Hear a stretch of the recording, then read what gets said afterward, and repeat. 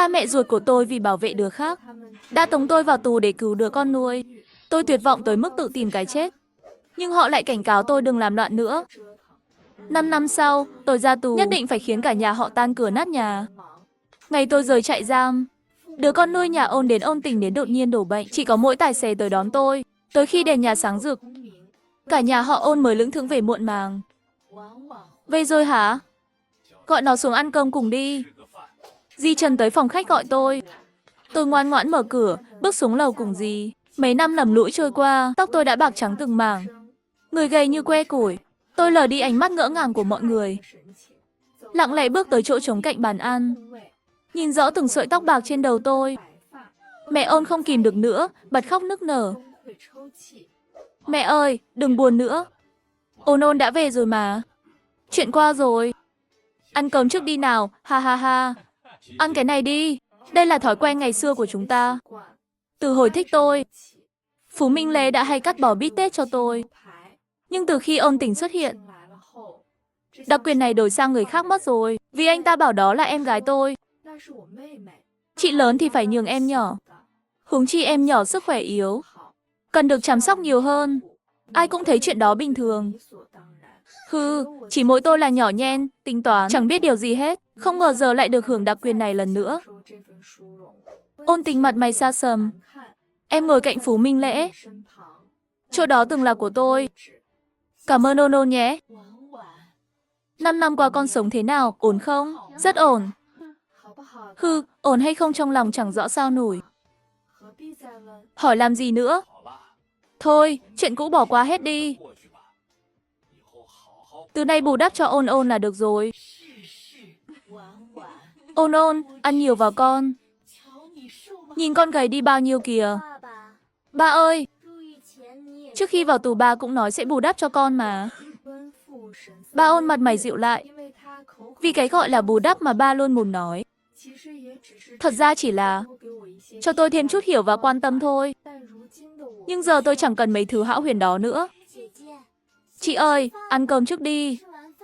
Ăn xong rồi nói tiếp. Ôn Tình đúng lúc chen vào hòa giải. Em lúc nào cũng giả vờ hiểu chuyện thế đấy. Ba ơi, con sẽ đối xử với chị thật tốt khi xét lại mọi chuyện. Phú Minh Lễ khéo léo nắm tay tôi. Minh Lễ, nhẹ thôi anh. Chỗ đó đau lắm. Phú Minh Lễ khựng lại. Anh đâu có nắm mạnh đâu. Tôi cười nhạt một cái. Sắn tay áo trái mà Minh Lễ vừa nắm lên, từ từ kéo lên. Tím bầm cả mảng. Bị đánh đập lâu dài đấy ba ơi. Hồi nhỏ ba hay bảo con giống ba lắm. Nhưng trong tủ tụi nó lại bảo ai xinh đẹp là đáng bị dạy dỗ. Ôn Ôn ơi, ba ơi. Con sợ bị tụi nó đánh chết lắm. Sợ chẳng còn gặp được ba nữa. Tay phải Phú Minh Lễ bắt đầu run không kiểm soát. Hậu quả từ lần tai nạn khi bảo vệ Ôn Tình. Cái phản ứng bất ngờ từ hồi đó. Tụi nó ấn đầu con vào thùng nước lạnh. Con mơ được uống một cốc sữa nóng mà chẳng nổi. Trong tù cái gì cũng phải mua bằng tiền. Đủ rồi Ôn Ôn. Bọn ta có tới thăm con mà. Con tự từ chối gặp đó chứ. Đúng vậy. Từ khi con tự từ hụt, Ôn Triệt cảnh cáo con đừng làm bậy nữa, thì con chẳng còn gặp ai trong nhà nữa. Ba ơi, hồi nhỏ con ở phòng công chúa tầng 3. Sau bị đẩy xuống phòng khách tầng 2. Con sợ lắm. Cứ nghĩ ba với mẹ chẳng còn thương con nữa. Con khóc lóc thảm thiết, mà bị bà tát cho một cái. Nhưng vào tù mới biết, phòng khách thì có gì mà không tốt chứ. Ít ra chẳng lo bị đánh. Ngủ còn được ngon giấc. Tôi tiếp tục tỏ ra đáng thương, rồi đòi một căn nhà chỉ của riêng tôi. 100 triệu tiền mặt, cộng thêm một công việc tử tế. Rồi lại giả bộ nhượng bộ chút, dù sao thứ tôi muốn. So với gia sản cả chục tỷ của nhà họ Ôn thì chẳng là gì. So với 5 năm khổ sở trong tù của tôi, chẳng đáng bao nhiêu. Ngay cả Ôn Tình, nhà họ Ôn còn dần dần mua cho nó bao nhiêu nhà. Thế là ba Ôn gật đầu đồng ý. Ta với mẹ con hồi trước mua vài căn nhà vị trí đẹp. lần này cứ sang tên hết cho con đi. 100 triệu thì hơi quê. Mai bảo anh con chuyển 1 tỷ qua cho con. Nghỉ ngơi xong thì qua công ty anh con. Để anh kèm cặp con trước. Cảm ơn ba. Gần cuối bữa tối, Phú Minh Lễ bất ngờ lên tiếng đỡ lời tôi. Anh với Tình Tình sắp đính hôn rồi. Mê mơ, 4 người còn lại trên bàn ngơ ngác luôn. Dù sao chuyện này nhà họ đã nhắc với Phú Minh Lễ từ lâu. Nhưng anh ta cứ lặng thinh chẳng trả lời. Tôi nhớ lại bao năm bên Phú Minh Lễ. Hồi nhỏ tôi đối tốt với anh ấy. Vì anh bảo em là em gái anh. Anh chỉ mong em với gia đình hòa thuận lại thôi. So với mạng sống của em, mọi lo lắng khác chẳng đáng gì. Ôn ôn, anh nhất định đợi em về. Mắt Ôn Tình sáng rỡ, vui mừng không giấu nổi. Mấy năm tôi ở tù, Phú Minh Lễ cứ xa cách với em ấy. Em ấy biết, do tình cảm thanh mai trúc mã giữa tôi với anh, nên anh chẳng thể quyết đoán nổi. Ôn Tình này vốn lo tôi sẽ lại cướp mất Phú Minh Lễ. Nhưng ngay lúc này anh công khai quan hệ hai người. Phú Minh Lễ, anh còn nhớ lời hứa với tôi không? Tôi với Tình Tình chưa từng vượt ranh giới. Tôi đợi em suốt đây, hừ. Giọng Phú Minh Lễ rõ là đang giận dỗi tôi. Chúng tôi từng là người yêu, cùng nhau qua tuổi trẻ. Tôi biết anh muốn dùng cách này để thử lòng tôi. Tiếc là có người tưởng thật mất rồi. Ôn Tình nước mắt lưng tròng, nhìn Phú Minh Lễ đầy tình ý. Thế thì chúc mừng hai người. Phú Minh Lễ sững sờ, đôi mắt sâu thẳm đầy thất vọng. Hình như anh muốn tìm kẽ hở trong màn kịch của tôi. Từ cái vẻ hoàn hảo không tì vết này, tiếc là anh phải thất vọng thôi. Vì Ôn Tình, anh tự tay đẩy tôi vào tù. Anh tự tin lắm. Nghĩ chỉ cần tôi về là sẽ dỗ ngọt được. Hừ, nhưng tôi chẳng muốn cho anh cơ hội nữa. Trước khi đi ngủ, mẹ Ôn gõ cửa phòng tôi. Ôn ôn, đừng trách Tình Tình với Minh Lễ. Mấy năm con không ở đây, tụi nó cũng khổ lắm. Những năm con vắng nhà, cuộc sống tụi nó cũng chẳng dễ dàng gì. Thấy tôi chẳng buồn đáp lời, mẹ Ôn mở cái hộp mang theo ra. Hộp ngọc 3 tầng sáng lấp lánh, báu vật gia truyền nhà họ Ôn, dây chuyền, bông tai, vòng tay ngọc lục bảo. Bộ đầy đủ đáng giá gần 2 tỷ luôn. Mấy thứ này vốn định đợi con cưới rồi mới đưa. Nhưng giờ con lớn khôn rồi. Mẹ nghĩ cứ đưa trước cho con đi. Ôn ôn à, mẹ biết con vẫn còn hận mẹ. Hồi đó Tình Tình sợ quá phải vào viện. Bác sĩ bảo nếu không chăm kỹ, sợ nguy hiểm tới tính mạng, mẹ với ba con cũng chẳng còn cách nào. Cho tới hôm nay, nghe mấy lời này tôi vẫn thấy chán ngán. Con mệt rồi. Nếu mẹ muốn kể chuyện trước giờ ngủ cho con cái, thì đi tìm Ôn Tình mà kể. Ôn ôn, con cũng là con gái mẹ mà. Con với tụi nó như nhau. Từ lâu đã biết ai đẩy Hạ Văn Sùng đúng không? Ánh mắt tôi sắc như dao, xé toang lớp vỏ ngụy trang của mẹ Ôn. Hồi đó ở tiệc nhà họ Ôn, cô cả nhà họ Hạ bị ai đó đẩy từ sau lưng xuống lâu, té ra liệt suốt đời. Tầng 2 chỉ có tôi với Ôn Tình thôi. Còn Ôn Triệt đứng tầng 3 thấy hết mọi chuyện. Nhà họ Hạ không chịu để yên. Họ đòi nhà họ Ôn giao thủ Phạm gia. Ôn Triệt chỉ còn cách nhận là tôi cãi nhau với Hạ Văn, vô tình đẩy cô ấy ngã lâu. Lời này được bạn thân Hạ Văn xác nhận. Trước khi đi, cô ấy còn tặng Hạ Văn vòng tay sinh nhật, bảo là đi nói chuyện với Ôn ôn. Chắc Ôn ôn tức quá nên ra tay, rồi đổ tội. Tôi trăm miệng cũng chẳng cãi nổi, xông tới tát Ôn Triệt một cái thật mạnh. Ngơ ngác nhìn nó, không tin nổi. Hỏi đi hỏi lại sao nó dám nói dối. Mọi chuyện chẳng liên quan gì tới tôi. Nó đang bị chuyện. Không phải tôi, mà là Ôn Tình. Nhưng dù sau này họ biết tôi vô tội, chỉ vì Ôn Tình yếu ớt, sợ em ấy chết trong tù, lại nghĩ đã giảm án cho tôi còn 5 năm. Chẳng mấy chốc là ra thôi. Thế là tôi bị họ bỏ rơi tươi tỉnh như thế. Thế giới của tôi sụp đổ hoàn toàn. Tôi tự tử, rồi lại được cứu sống. Ôn Triệt đứng một mình trước giường tôi. Nó chẳng dám nhìn vào mắt tôi. Giọng lạnh như dao cắt. Nó bảo, đừng làm loạn nữa. Tim tôi ngay khoảnh khắc đó lạnh giá luôn. Nửa tháng sau, tôi thuận lợi vào công ty Ôn Triệt. Gửi bộ ngọc lục bảo đi đấu giá. Cất vào kho luôn. Còn lén bàn bạc hợp tác với Chu Chi Hành. Hắn giúp tôi trả thù nhà họ Ôn, còn tôi giúp hắn kiếm tiền. Hôm đó, Phú Minh Lễ nhắn tin cho tôi. Bảo đang đợi tôi dưới lầu. Muốn nói chuyện với tôi. Đúng lúc đó, Ôn Tình đứng chặn cửa phòng tôi. Chị, em đẹp không nào? Anh Minh Lễ bảo chỉ cần em thích. Gì anh cũng cho em hết. Như cái bộ ngọc lục bảo trị giá 2 tỷ này. Mẹ cho em hết luôn rồi. Chị ơi, mấy năm trong tù của chị thế nào? Không được tận mắt thấy. Chị thành con cún vẫy đuôi xin xỏ. Thật là đáng tiếc quá.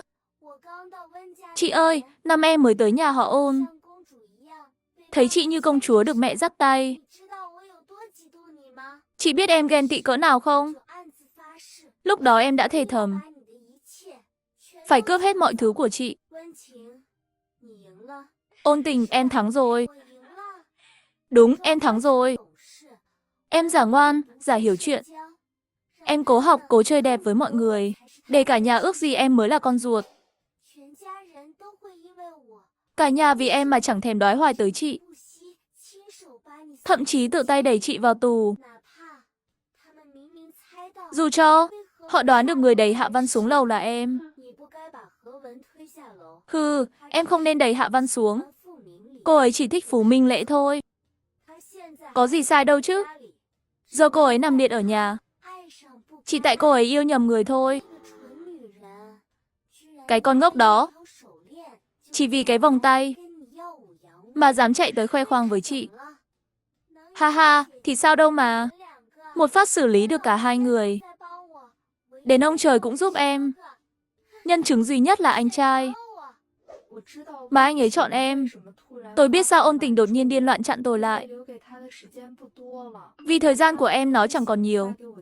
Tôi xem video Chu Chi Hành gửi hôm nay vừa quay. Trong video, Phú Minh Lễ với Ôn Tình đang ngồi quán cà phê. Phú Minh Lễ bảo chỉ yếu tôi thôi. Coi em ấy mãi chỉ là em gái. Em ấy buồn muốn chết. Mà vẫn giả bộ hào phóng chúc phúc. Để kiếm chút thương hại từ Phú Minh Lễ. Nhìn con nhỏ trước mặt, tôi quyết định đổ thêm dầu vào lửa. Tôi lôi tin nhắn của Phú Minh Lễ đưa cho em nó xem. Ôn ôn, chị đắc ý cái gì chứ? Chỉ cần em hơi khó ở chút. Chẳng ai thèm để ý chị đâu. Rồi em nó cười, từ từ lùi lại. Đột nhiên ngã lăn xuống cầu thang, rồi đổ tội cho tôi. Quả nhiên mẹ Ôn hoảng loạn ngay tức thì. Phú Minh Lễ nhìn tôi thất vọng cực độ. Ôn Triệt thì ánh mắt lạnh băng, ghét bỏ. Rồi cả đám kéo nhau tới bệnh viện. Thật ra Ôn Tình chỉ cháy sức nhẹ thôi. Nhưng ra vẻ yếu đuối. Như thể mạng sống sắp trôi qua như cát lún. Ôn Tình tỉnh lại. Lại giả vờ xin tha cho tôi. Làm cả đám càng thương em nó hơn. Phú Minh Lễ còn quyết định luôn, đợi Ôn Tình khỏe lại. Sẽ đính hôn thật. Tối đó tôi dọn ra khỏi nhà họ Ôn. Chẳng ai thèm giữ. Ngày đính hôn đến. Quan khách nhà giàu, chính trị gia, đổ bộ đông nghịt. Tôi mặc bộ lễ phục chẳng nổi bật. Lang thang trong phòng tiệc. Tôi từng nghĩ, người cùng tôi đi hết đời này là Liệu Ôn Ôn mới đúng. Nhìn bao năm tôi yêu anh thế này. Tha cho anh ấy đi mà. Đừng gây khó dễ cho anh ấy nữa. Tiệc đính hôn chính thức bắt đầu. Giữa lời chúc tụng của bạn bè, người thân, tôi gửi tặng Ôn Tình một món quà to. Chính tôi đẩy. Hạ Văn thì sao nổi. Khuôn mặt méo mó kinh dị. Bất ngờ hiện lên màn hình lớn. Ôn Tình hét lên thất thanh. Cả đám sững sờ luôn. Bộ mặt thật của Ôn Tình đêm đó hiển hiện rõ ràng trước mắt mọi người. Cho tới cuối cùng, họ thấy con nhỏ điên kia tự lùi lại từng bước.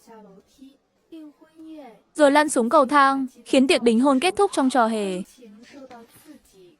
Ôn Tình bị kích động, ngất xỉu tại chỗ, nhưng lần này, chẳng ai thèm đỡ em ấy. Tôi cười tươi bước ra khỏi hội trường. Đã đời cả người, nhà họ Ôn cuối cùng cũng thấy rõ Ôn Tình. Chẳng còn quản em ấy nữa. Nhà họ Ôn muốn tìm tôi, nhưng tôi biến mất tăm. Nhà họ Hạ nổi giận đùng đùng, nhất là Hạ Văn bị mắng là đồ ngốc. Lần này bằng chứng rành rành. Ôn Tình bị tống thẳng vào tù. Tội cố ý gây thương tích dẫn tới liệt nặng. Tội vu khống hại người thành lập. Nhiều tội cộng lại, lĩnh 17 năm tù giam. Mẹ ơi, anh ơi, em đau tim quá. Thần yếu ớt lắm. Có phải bệnh nặng gì đâu. Vào tù vài năm biết đâu lại khỏe ra. Ôn Triệt vì làm chứng gian và gây hại bị phạt 7 năm. Mẹ Ôn đau lòng xót xa. Cho tới giờ mới thấy đây là món nợ với Ôn Ôn. Chưa kịp để mọi người định thần lại, nhà họ Ôn lại gặp thêm đòn nữa. Tập đoàn Chu kiện Ôn Triệt tội gián điệp thương mại và nhiều tội danh khác. Ôn Triệt cắn răng bảo mình chẳng làm gì sai. Còn đầy đủ bằng chứng, chứng minh dự án chẳng xáo phạm gì. Nửa tháng sau, tại tòa án, Ôn Triệt chẳng chút sợ hãi. Cho tới khi tôi tóc bạc trắng bước lên ghế nhân chứng. Chẳng sao cả. Ôn Ôn, chị là em ruột anh mà. Sao lại làm vậy? Hừ. Hồi đó tôi cũng hỏi nó y vậy. Lúc ấy nó chỉ nhận do tôi làm, rồi để người ta lôi tôi đi. Ba Ôn kìm nén cơn giận ngút trời, dùng hết mọi mối quan hệ tìm tôi. Nói đi, con muốn sao mới tha cho anh con? Cổ phần nhà họ Ôn. Nếu con chỉ muốn mấy thứ này, sao phải hợp tác với người ngoài hại nhà họ Ôn? Ôn Ôn, ba mẹ biết đã làm con khổ. Sau khi con vào tù, ba đã viết sẵn giấy chuyển nhượng cổ phần để chứng minh không nói dối. Mẹ Ôn lôi ra giấy tờ ký từ 2 năm trước.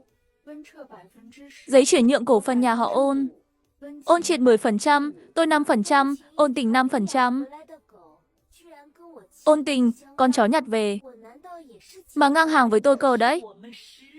Chẳng lẽ tôi cũng là đồ nhặt về? Là ba mẹ nhìn người không rõ ràng. Ba mẹ xin lỗi con. Cổ phần của Tình Tình sẽ chuyển hết cho con. Chỉ cần con tha cho anh con. Tôi vui vẻ đồng ý ra tòa. Ngày xét xử, nhà họ Ôn chuẩn bị cả đống bằng chứng bênh vực. Cộng thêm tôi đến nhân chứng phản bội đây. Tôi lại đứng trên ghế nhân chứng. Nhưng thẳng thừng nói với thẩm phán, nhà họ Ôn dùng cổ phần dụ tôi làm chứng dối. Ôn Triệt vốn im thin thít cuối cùng cũng phản ứng. Nó ngẩng lên nhìn tôi chằm chằm, lặng lẽ. Chúng tôi cách nhau một khoảng không. Nhìn thấy nhau ở cuối dòng thời gian.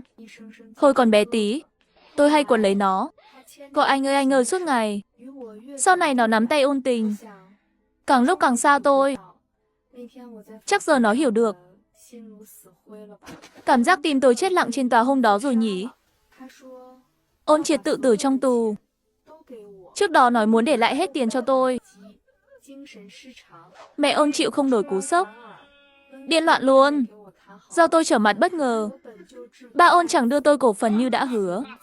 Nhưng tôi vốn chẳng ham gì cái đó. Chu Chi Hành trên thị trường chứng khoán, ra tay còn ác hơn ai hết.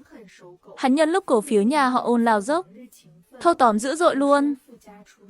Ngày trước còn ngọt nhạt thuyết phục nhà họ Phú ra tay, giúp nhà họ Ôn tránh phá sản hoàn toàn.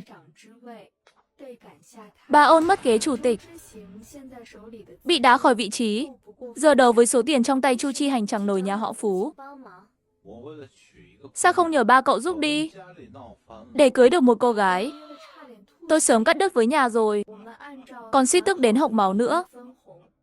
Chúng tôi chia lợi nhuận theo thỏa thuận, 16%.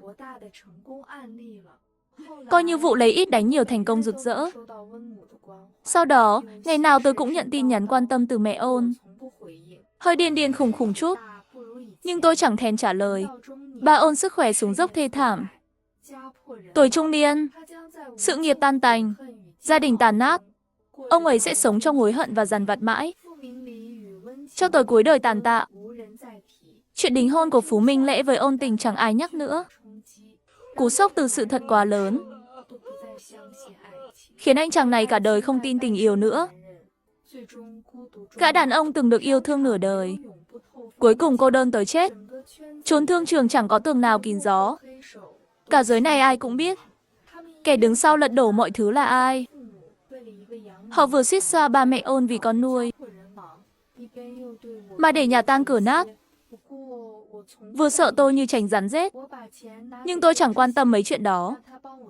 Đưa tiền cho Chu Chi Hành, nhờ hắn đầu tư giúp. Bạn gái hắn tới quán cà phê đón hắn. Là Hạ Văn ngồi xe lăn. Tôi rời khỏi thành phố ái tư, đi tới một nơi chẳng ai biết tôi. Từng bị người thân phản bội, cũng phản bội lại người thân yêu nhất. Tôi chỉ còn đống tiền trong tay, nhưng từ đây sẽ cô đơn suốt kiếp.